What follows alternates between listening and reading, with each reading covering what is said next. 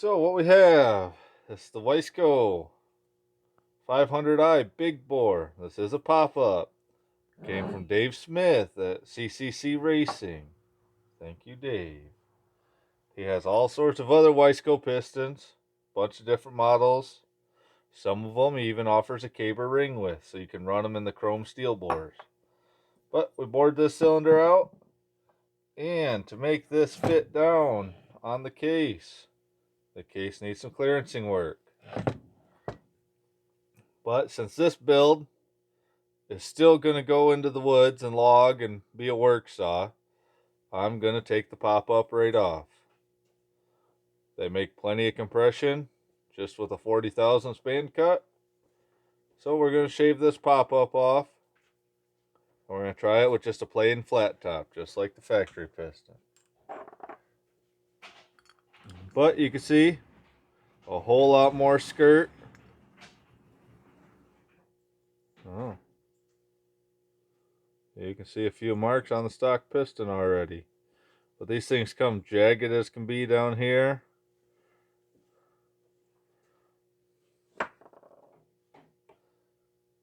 So this waistcoat's a nice piece. Had to clear it just a little bit in there to fit over this tower. Just a few spots that do hit. It's not just a drop on. But we're going to set this up in the lathe. We're going to turn down this pop-up. We'll bring it back. And then we can lay out this cylinder. See what kind of timing numbers we have. Here is the stock 500i piston. Piston clips, pin, and both rings. You see it floating between 112 and 114.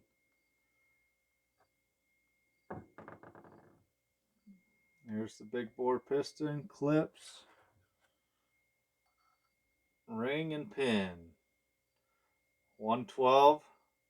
So this pop-up big bore piston with the single ring, clips, and pin, it's pretty much the same weight, maybe it's just a gram or two lighter than the OEM.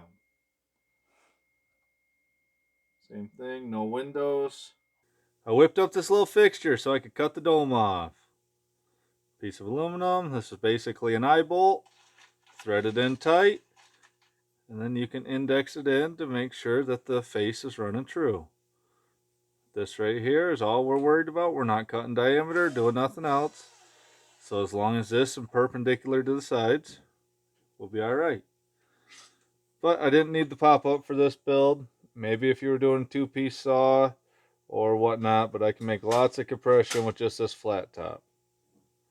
So I'm gonna get this set up. Already got the squish band cut on this one. We'll see where it works out to. Just check the squish on it. This one's a bit taller. We got about 12 thousandths clearance. That's just a touch too tight. So we'll have to set this one up. We'll cut about 10 out of the chamber. And then we'll be all set. Almost 102 on the exhaust. And we have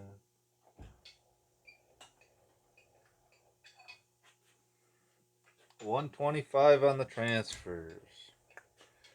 This one will leave the intake 86. Set the exhaust at 100.